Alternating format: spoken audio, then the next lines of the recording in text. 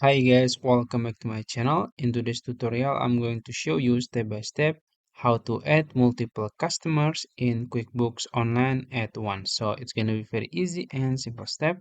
First, you can log into your QuickBooks Online account, and then in the dashboard, you can navigate to the all apps here in the left side of your screen and go to Customer Hub section, and you will find customers and leads.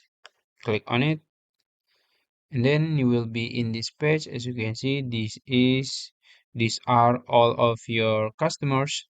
So in order to add multiple customers at once, you can click this drop down in the new customer button, and then you will see multiple customers. You can click on it,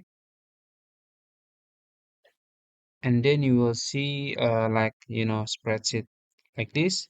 Then you can just fill the column like the name, maybe uh bankings, just for example, and you can add the parent customer if it have it, and then the company you can name it maybe uh turbo